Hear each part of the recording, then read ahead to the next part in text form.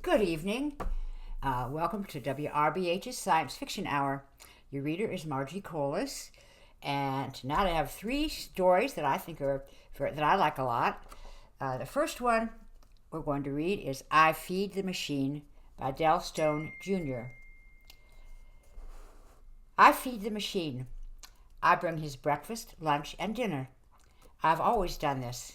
I always will. The machine is a man. He is called a tabulator. He performs calculations. He is the company's most valuable asset. We live in the Redoubt, where the machine is served by me and others. Doctors, teachers, groomsmen, his breeding pool. We've always lived here. We always will. Sometimes the machine favors me with talk. Have you never traveled beyond these walls, he asks. He knows I have not, but still he asks. Have you never seen the mountains that conceal our fortress? Have you never seen the ocean or the sky? Sometimes the machine speaks in these questions that are not really questions. He knows I was born here just as he was, the fifth of his line. He knows we all were born here under the watchful eye of the company. Otherwise, we might be set upon by martyrs from other companies who covered his calculations, or the infidels. Mostly it is at dinner that the machine favors talk. I tell him my supervisor will punish me if I do not return at once, but the machine scoffs. I have made it clear to the company that if I wish my servers to linger, they will not be punished. When he finishes saying that, he winks at me. It is flattering that a man of such value would favor my company, but my supervisor will be unhappy. Still, I linger. I enjoy the company's questions. I enjoy the machine's questions. What is a mountain? What is an earth or a sky? I've heard of these things. A mountain is a mass of rocks that protects us from the martyrs and the infidels. An ocean is a great body of water. It separates us from the infidels who live on the other side of the world. The sky is a great open thing from which the infidels might descend to destroy us all. But I have never seen a mountain, an ocean, or a sky. Have you never loved? The machine asks. His eyes are alive and glittering. Through them I see a sliver of the vast world his thoughts occupy. I tell him I have a great love of the company and of the rapture, our leaders of the government. He waves a hand to dismiss this answer. We all love these things, of course. I'm speaking of the love of another person. The machine has always treated me with respect and affection. I tell him I love him. He smiles warmly and says, as I love you. I'm speaking of an even greater love, the love that exists between a man and a woman, or a man and a man, as the case may be. I am horrified by his words. The love between a man and a man would be smitten by the rapture as an abomination. And here at the Redoubt, the love between a man and a woman is forbidden. It interferes with important work. We servers are given monthly inoculations to prevent it. I gaze about the dining room, and my expression seems to convey more than my simple answer of no. It doesn't matter if they are listening, he says. I am the company's most valuable asset. He is silent a moment. I gather his food, which he has barely touched. As I leave, he reveals to me, I am in love. I cannot fathom such a thing. It is as mountain, ocean, and sky. I live in a 500-square-foot room. I take my meals in a cafeteria. I have access to a gymnasium, a swimming pool, and a fitness room. For entertainment, I view approved books, compete in sporting events, or browse the aisles of the company's store. I receive weekly sun lamp treatments and blood tests. I pray 3 times a shift at organized services. Once a month, I receive a castration inoculation.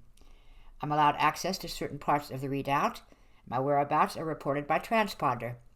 If I deviate from approved areas, an explosive device with a blast radius of 2 centimeters will detonate inside my brain. I have a busy and rewarding life. I have no room for love.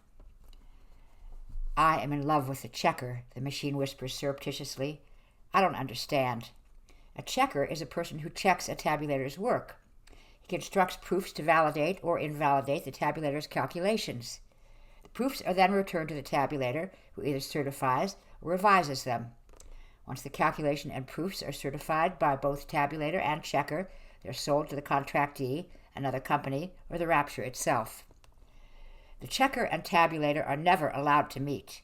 To do so might corrupt their work. They are kept away from one another. It is this I do not understand. How could the machine love a person he has never met? The checker is a woman, the machine says with a smile. Her proofs are constructed with an intricacy that only a woman might understand and a man admire. The machine has been distressed. I wonder if these thoughts grow from the discontent. He is currently performing a set of calculations for the rapture, the most important calculations any tabulator has attempted to produce. If he is successful, the menace of the infidel will be ended. I hide messages in my calculations, the machine whispers to me, glancing suspiciously at the walls, and she responds to them in her proofs. The glitter in his eyes has been replaced with a desperate sheen. She validates my love, I validate hers. I do not understand. The infidels live on the other side of the world. They are lost people who exist in moral squalor. They celebrate primitive animal desires, lust, greed, pleasure. They use devices wantonly, and most abominable are the thinking devices, the ones that perform their calculations. They use these devices to support and export their evil culture. For their efforts, they will suffer eternity in the lake of fire. The rapture wisely outlawed such devices, and we are protected from the moral squalor they induced. Now only simple devices are allowed, such as the device inside my brain. The infidels would decry such a device as an invasion of personal freedom, but human beings are born with only one choice, the choice to accept or reject the Savior. I made my choice a long time ago. I am free. I've asked the company to let me see her, the machine murmurs. They will refuse, and I will be forced to act. The room has become cluttered with papers filled with inscrutable markings. Pages are attached to the walls and bear the frantic formula of a genius who cannot write as quickly as he can calculate. I understand none of it, which is why I am allowed to see it. I'm approaching the critical juncture of my calculations, he says. He looks weary and perplexed. Perhaps he's encountered a problem he cannot solve. If they do not allow me to see her, I will be unable to complete their calculations. Had another person spoken these words, he would have been smitten as a heretic. To threaten the company and the rapture is unthinkable. But the machine is a genius. From him they seem words of uncanny insight, though I cringe to hear them. He says the very things we are told not to think. Let us hope they have the good sense not to retire us, he says, but I am not afraid. We will all be retired one shift and in some fashion. Should the machine fall from grace, we servers will be retired with the push of a button, the devices in our brains detonating simultaneously. Should I slip poison into the machine's afternoon tea, I alone will be retired. Not before I've been compelled to reveal the source of my corruption. Retirement is a fact of life. But the machine seems to value something more than his life. I bring the machine his breakfast. He's leaning back in a chair with his feet propped on the table. His smile is fat with glee. It has begun, he gloats. I've asked the company to let me see the checker. They have refused, so I've told them I cannot complete the orbital calculations for the rapture. I do not know what orbital calculations are, but I am familiar with the term blackmail, having been intensely studied in the dark arts of manipulation used by the infidels. I fear for the machine's soul. The company will distribute my work among the tabulators, and they will fail. The company will then be required to grant my request. I expect this will take a week. Meanwhile, let's eat, he proclaims, rubbing his hands together. Self-determination can give a man an appetite. He winks. My supervisor tells me I will not feed the machine this shift. Am I being retired? No, it is a company intercession. The machine is not to be fed until further notice. After 7 shifts, I am allowed to feed the machine. He does not look healthy. His skin is sallow and hangs from his cheeks and elbows. His hair is coarse and gray. He has the sunken posture of an elderly man. But his eyes are alive. The company has tried to starve me into submission, he says, eating only a little of this and that, as if his stomach were no longer capable of accepting food. But I will not submit. I'm a middle-aged man, and soon a thing like romance will be lost upon me. I am determined to solve this problem. If he were to receive castration inoculations like the rest of us, he would not be grappling with these feelings. But the chemicals might dull his ability to calculate, so the company refrains from giving them to him. They have promised to reconsider my request if I provide them with the first dimension of my calculations. I have agreed to do that. I will not, however, provide them with enough information to enable a second tabulator to complete the calculations, not until I've met with my sweet checker. I do not understand why this liaison is so important, but I relegate it to the body of arcane notions the machine sometimes shares with me. Perhaps I will understand it after I have seen a mountain, an ocean, or a sky. The machine is sobbing. The sound is terrible. I've heard it only once in my life, during a sporting event when a fellow server was injured and suffered great pain. The machine must be suffering great pain. I cannot place his oatmeal on the table because he is resting his head there. The company has said it will not consider my request to meet the checker until I have provided them with the second and third dimensions of my calculation. I don't understand. The company said it would consider his request after he provided them with the first. They lied, he says bitterly. For a moment my thoughts go blank. The company cannot lie. Lying is an abomination that would bring harsh sanctions from the rapture. They said they were revising the conditions of our agreement because of unforeseen circumstances. I asked them what these circumstances were. They said the rapture was anxious to acquire my calculations and had advanced their deadline. They said the risk of having the results tainted by my meeting with the checker were too great, and that afterwards such a meeting might be arranged. I know they are lying. This is the most vexing of all the new ideas the machine has shared with me. I truly fear for his soul. The company cannot lie. Truth is the foundation of our life here at the Redoubt. I will not submit, the machine says in an unsteady voice. Has he begun to fail? At my nightly prayer ritual, I ask that the Savior provide clarity of thought and moral guidance to the machine. My prayers are approved by the minister who presides over the service. He is a company man. He tells me the Savior will look kindly upon my request because the machine is providing an invaluable service for all who believe in the rapture. Later in my room, I wonder, should I have asked for my own clarity of thought? Do you need further proof the company lies? The machine snarls at me as I bring him his dinner. Look at this. He is shaking a piece of paper. They told me it was a message from the checker. Bah! He does not offer me this piece of paper, which is just as well. I would not know what to make of anything written there. It has none of her personality or her insights. In every way it says nothing. An impostor wrote this. I struggle for a response. I suggest the checker may not be able to express her thoughts outside of mathematics. It is signed by a man, the machine mutters grimly. They don't know that I know. I do not want to say what occurs to me, that the machine has made an error, that the checker in fact is a man, and the messages hidden in the calculations are nothing more than coincidence. I performed the second dimension of calculations. I asked the checker if she had written such a message. She vigorously denied doing so. For the first time in my life, I am sick with uncertainty. The two pillars of my belief are at war with one another. I feel I am being asked to choose. They will never receive the completed calculations. I don't know what to say. My supervisor takes me aside. I'm led to a room. I'm introduced to a disciple of the rapture. I fall to my knees. He motions that I rise. I'm humbled by his presence. He's one of only 12 and is second only to the foremost, who is the titular head of the rapture. Apart from encounters with the machine, I've never bowed in the presence of such wisdom and insight. He asks me questions about the machine. What does he eat? When does he sleep? What are his interests? I answer each question truthfully. Then he asks if I know what the machine hopes to accomplish by meeting the checker. In fact, I do not, as the concept of love is as unknown to me as a mountain, ocean, or sky. The disciple ponders this a moment and then delivers a homily in which he confirms what I already know, that the machine is performing a set of calculations that will bring the menace of the infidels to an end. I should help him to finish his work by performing my server duties to the best possible extent. I vow to do that, without pointing out that I've always done that. I am dismissed. Outside the room, others who serve the machine are called to question. At the end of my shift, I attend my nightly prayer ritual. I pray more fervently than ever for guidance.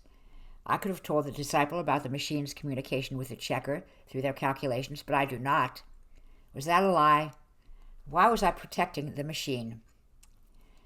The machine is ecstatic. I place his breakfast before him, and he shovels great dripping spoons of oatmeal into his mouth. He is hardly able to speak between his appetite and his joy. I met with the disciple, and he has agreed to my request, he blurts. I can barely understand him. But I feel two things: an overwhelming happiness for the machine, an unspeakable sense of relief for myself. The conflict is resolved. Better, my faith in the forces around me has been restored. The company is good. The rapture is wise. And the machine is as smart and virtuous as I've always believed. It is by my relief that I measure the depth of my uncertainty, which I suppose demonstrates that what the rapture teaches us is true. Human beings are fallible creatures, must always reaffirm their faith in order to earn a seat at the Savior's table in the great hereafter. I must hurry to prepare, the machine whispers as he lifts the bowl to his lips and literally sucks down the remainder of his oatmeal. It is hot and burns his throat, but he swallows anyway, grimacing with pain. The sight of the company's greatest asset attacking his breakfast with the gusto of a 10-year-old is too comical for me to restrain a chuckle, and the machine sees this and winks at me.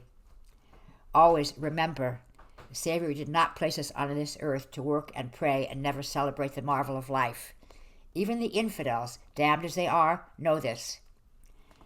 I will not let his casual heresies spoil my good mood. I collect his plates, and he lunges from the table to put away papers and restore order to his living area. I leave with a smile. I'm happy for him. I'm happy for myself. I'm happy for all of us.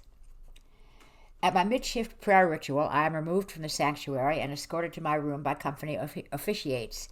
Each officiate is armed with an omnis, a wand-like device that can disable a person with a touch. Along the way, I see other servers being similarly escorted. I've never seen such a display of military authority, and it frightens me. Are we under attack? Have the infidels invaded? As I lie on my bed awaiting instructions, my thoughts take a dour turn. Might this have something to do with the machine's liaison with the checker? Has calamity struck? Has their relationship been tainted? Are we all to be retired? I stay in my room for an entire service cycle. Then I am instructed to feed the machine. A company officiate stops me as I prepare to enter the machine's quarters. You will not speak to him, he says. You will leave his food and collect the dishes from the previous meal. Any deviation from these instructions will result in immediate retirement. Do you understand? A chill passes through me. I feel my eyes growing wide. I can only nod. The officiate conducts me through the door. Another officiate is standing in the corner of the room. He is holding an omnis which crackles ominously with electrical charge. He watches me the way I think a predator must study its prey. The machine is hunched over his table. He looks worse than after his starvation. My heart aches for him. An oozing wheal crosses his cheek. It is clearly the stinging mark of an omnis slash. That the company would treat their greatest asset with such harsh disregard troubles me more than any heresy the machine has spoken in my presence. How can I work with that infernal noise? The machine murmurs as I place his meal before him. Do not speak, the officiate orders. The machine looks up at me, and his eyes are wild with rage. The meeting was a fraud. They lied. The officiate snarls. Do not speak, tabulator. The machine shouts. The woman was no checker. She came from the breeding stock of some other tabulator. She knew nothing of mathematics. The officiate advances. Evil purple feelers of electricity crawl menacingly across its tip. I step back. The machine hunches down over his sheet of calculations, but the rage still smolders in his glare. Leave, the officiate tells me. I collect dishes and leave. I ask to be excused from my mid-shift prayer ritual. I feel an emptiness inside. I feed the machine. He's not eaten the breakfast I brought him. Slowly I place his lunch before him. As I collect the bowl of oatmeal, he looks at me with a quiet desperation and whispers, They say I've been corrupted by the infidels. The officiate strides across the room and lashes out with the omnis. The machine screams and arches his back. His face is pinched into an expression of agony, so complete that for a long moment he does not breathe. Then he collapses to the table, and the air gushes out of his lungs in a pitiful moan. I cannot stand the sight of it. Without being told, I grab the dishes and hurry for the door. I lie in my room. I think about things. What is a mountain, or an ocean, or sky? What is truth anymore? I know the machine has not been corrupted by the infidels. Such a thing is not possible. We're all born here, the machine, the checker, and all the servers who make his life possible. We've never left the Redoubt. Nobody has ever entered. The company made it that way to protect us from corruption and retirement. Each of us has faithfully executed his duties. Something is happening to me that I don't understand. A slow transformation of belief. What is this love the machine would give his life for? I begin to cry. I feed the machine. The room is draped in shadow with only a small lamp in the center of the table providing illumination. The officiate is a dark shape in the corner. The flickering of his ominous somehow fails to reveal any further detail, as though light itself would shun his presence. The machine stares blankly at an empty sheet of paper. He has not eaten his lunch. I expect he will have nothing to do with the dinner I brought him. He seems reduced, as if pain were sucking the bone from his body. I wish he would eat, but I know I cannot make him. I don't expect I'll be feeding him much longer. As I have always done, I carefully place the bowls and plates on the table, avoiding the precious sheets of mathematics. I remove the bowls and plates I brought earlier. I prepare to leave.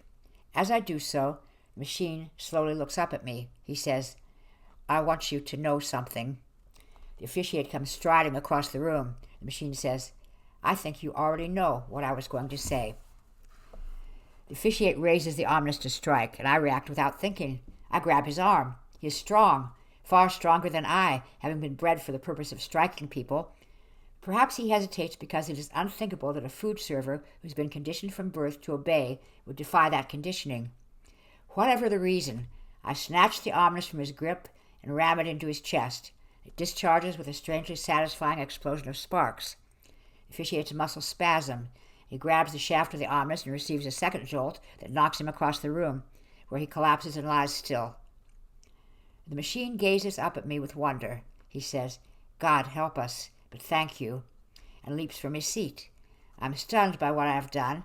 As the machine scuttles into the shadow to check on the officiate, he then returns to our island of light. I begin to sense the enormity of my actions. I try to sit down. The machine helps me.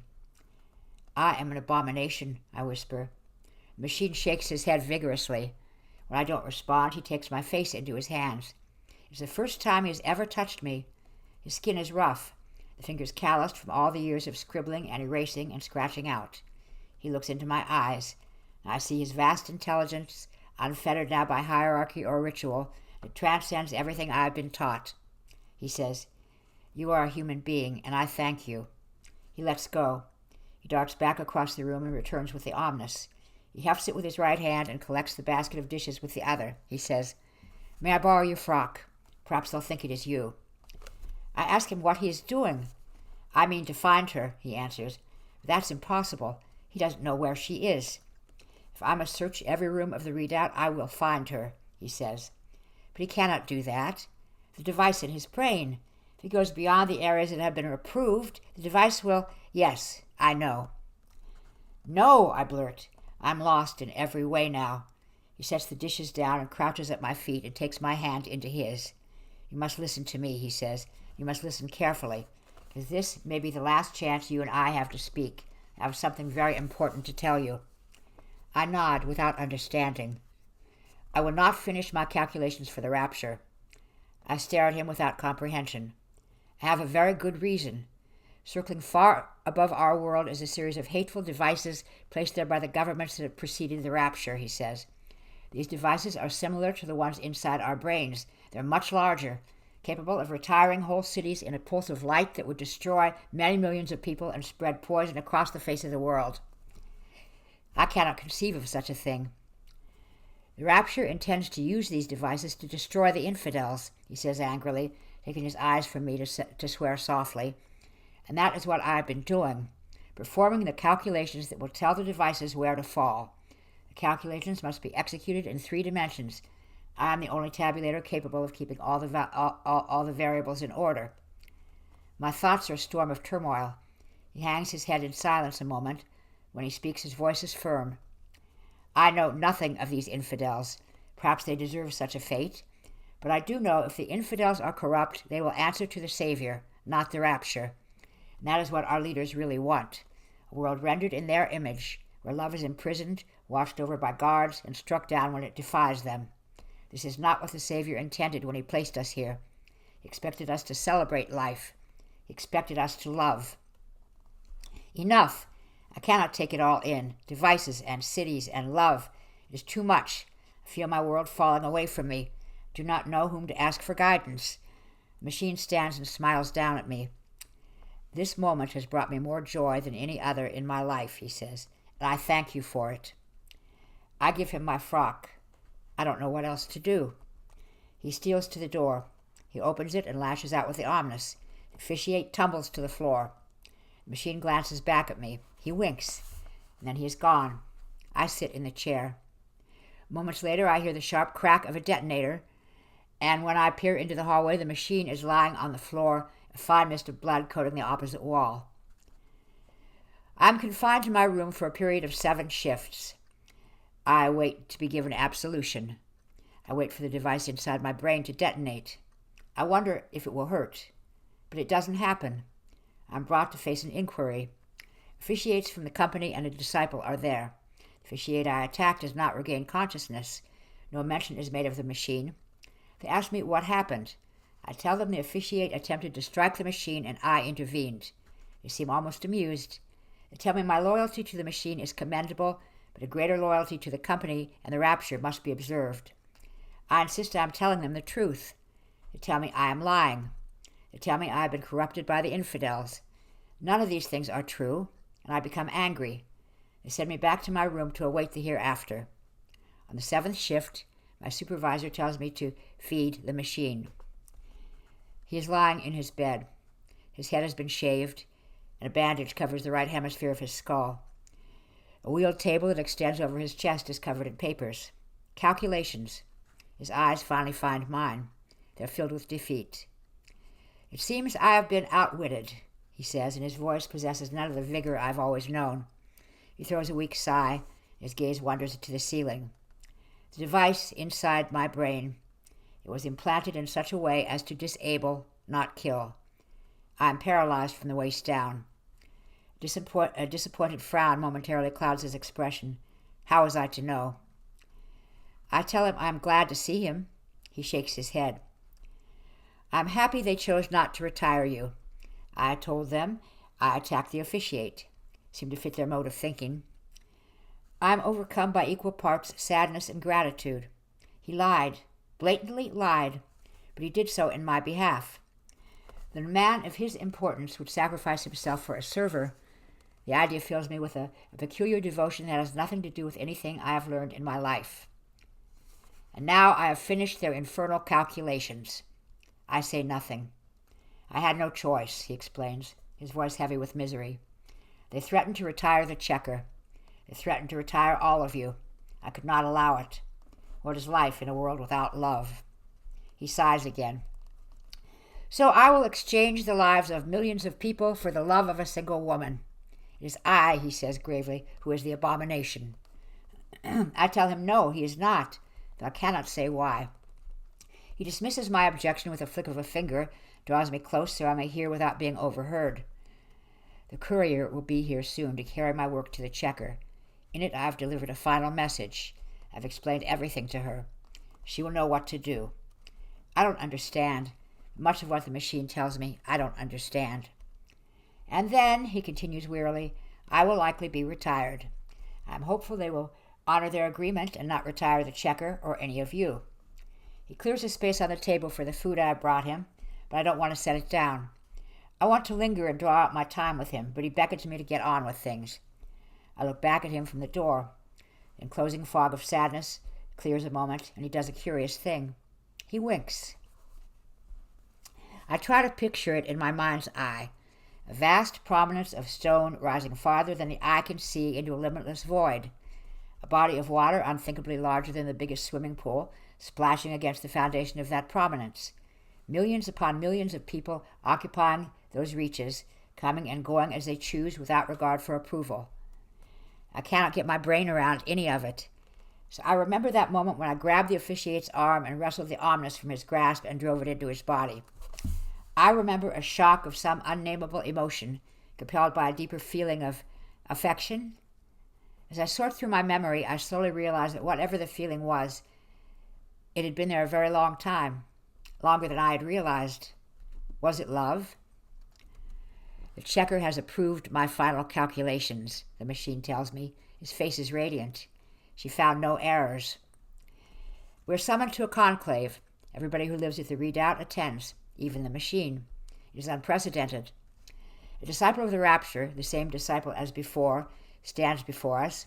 He tells us in a righteous voice the menace of the infidels will be put to rest this very evening. He thanks us on behalf of the rapture for our work. As we leave, those of us who serve the machine are taken aside. We're led to the sanctuary where we are given absolution. It can mean only one thing. For the last time, I feed the machine. What do you think retirement will be like? He asks. I no longer care very much one way or the other. Retirement is a small issue, now that life itself is false. But I tell him retirement is a slow warmth that seals over the soul, followed by an awakening in the hereafter, where all questions are answered. I've been taught to say that, but I no longer believe it. Soon we will all know the truth. I disagree. The machine chuckles around a crust of bread. Retirement is not a transmigration of the soul. It is merely the physical collapse of the body. The brain's electrical signals become randomized, then cease altogether. Afterward, he pauses to swallow. There is nothing. His table is set. I begin collecting the dishes from the previous meal. Do you think the citizens of our land could live with such a thing? He asks. I tell him no. It defies what they have been taught. Yes, he nods. It is a principle by which the infidels live. What if it were true? I finish collecting the dishes. They must be arranged in the basket in a particular way. I kneel at his bedside and set about doing that. As I work, I tell him that if there were no hereafter, then this life would become much more important. Yes, he agrees mischievously. We would celebrate life, would we not? I look up at him. He beams down at me. I knew they would not honor the agreement, he whispers. I knew they would retire us all after they got what they wanted, the destruction of the infidels, and a world rendered in their grim likeness. I could not allow that either. His expression softens. For all your life, you believed somebody would push a button and the device in your brain would detonate. You would float away to your cozy hereafter. Might there be a different way? He raises himself on an elbow. I wait for him to speak. Suppose I were to say you would be retired in a pulse of sanctifying white light that would carry your body out of this mountain and scatter it across the ocean and sky. Suppose parts of your body would be converted to energy itself, flung on an endless voyage across the universe.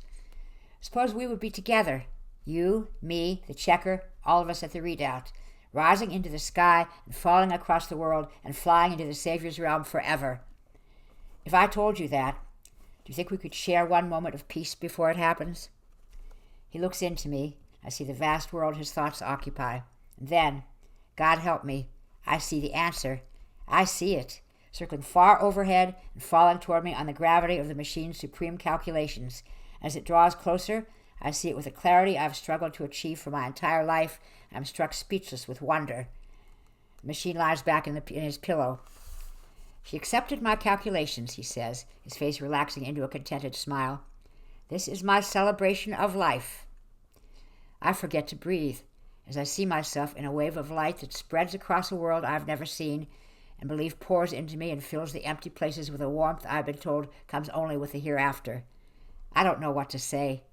I don't know what to do. It is more than my heart can bear. I take the machine's hand and press it against my cheek. Flesh against flesh teaches me more than a life of instruction. And a miraculous thing happens. The hand is withdrawn. A crust of bread appears, and the machine feeds me.